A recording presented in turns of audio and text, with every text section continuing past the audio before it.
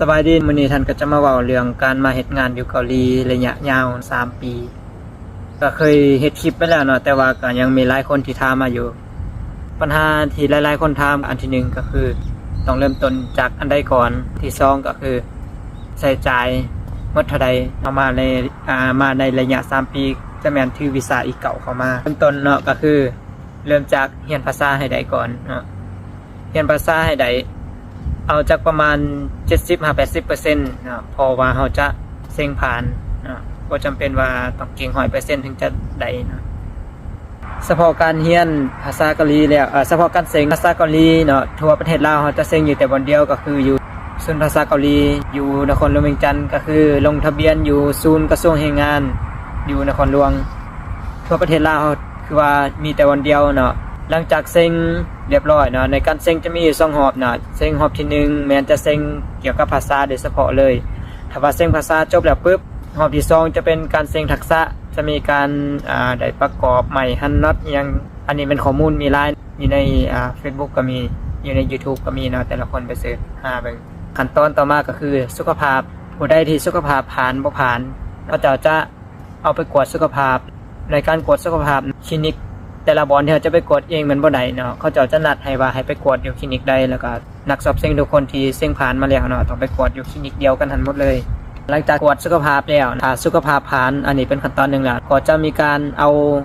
เอกสารมาประกอบจะเป็นเอกสารสมัครเวียกจะได้ประกอบแล้วก็เขาจะได้เลือกเวียกเวลานั้นเนาะเลือกเวียกว่าเขาอยากเฮ็ดเวียกยังก็จะให้เลือกอยู่3เวียกเนาะแล้วก็จะให้เลือกเขตที่เราจะมาอยู่เขาอยากจะมาอยู่แขวงใดของเกาหลีเขาก็จะได้มาแล้วก็เลือกใส่นั่นหลังจากประกอบเอกสารแล้วเขาไปยืนหลังจากเอกสารไปยืนแล้วเนาะซื้อเขาก็จะเข้าอยู่ในระบบหลังจากซื้อเขาอยู่ในระบบแล้วเนาะเขาก็จะมารอท่ามือใดที่นายจ้างเลือกเขาถูกเลือกแล้วเพิ่นก็จะแจ้งให้เขาไปจ่ายเงิน $1,668 เป็นเงินกีบกับคูณตามเรทปัจจุบันเลยเพราะว่าแต่ก่อนก็อาจจะบ่หลาย2ทันไปถอกตอนมากก็จะประมาณ30 ล้านกีบหลังจากไปถอกเงินตอนนั้นปุ๊บก็จะได้เรียนวัฒนธรรมเนาะเรียนเกี่ยมบินหลังจากเรียนวัฒนธรรมแล้วก็จะรอถามมือที่วีซ่าออกมือที่ปียนต์เฮาออกว่าเฮามีถือกำหนดบินมือใดอันนี้มันขั้นตอนเนาะฮอดมือบินเฮาก็มาเกี่ยมแล้วก็ได้มารวมกันอยู่ศูนย์มือนึงยนต์จะบินออกแม่นตอนกลางคืนเนาะแต่ว่าศูนย์เขาจะให้ไปฮอดอยู่สนามบินแม่น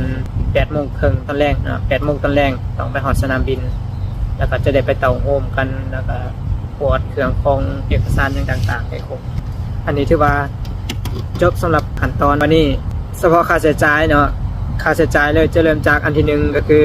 ค่าเรียนให้ที่เรียนโดยตัวเองมาได้ระดับ1แล้วก็อาจจะรอดไปเนาะบ่ต้องเสียในตัวนี้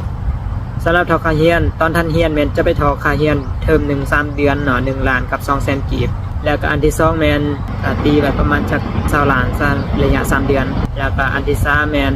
จ่ายในการกวดสุขภาพเนาะเฉพาะตอนท่านกวดมันแม่น700,000 กีบแล้วแล้วก็อันที่4แม่นจ่ายค่าลงทะเบียนสอบเซ็งภาษาเกาหลีเนาะเป็นเงิน$28แต่บ่ฮู้ว่าตอนนี้เขาจะปรับเป็นเท่าใดแล้วอันนี้อันที่4แล้วก็อันที่5แม่นคนใหญ่เลยเนาะ$1,668ตัวนี้มันกีบตีไปตามเรทปัจจุบันเนาะว่ามันถึงเท่าใดน่าจะหมดเท่านี้เนาะรวมๆไปแล้วก็น่าจะประมาณ40หรือว่า50 ล้านกีบเนาะอันนี้มันเตรียมไว้เลย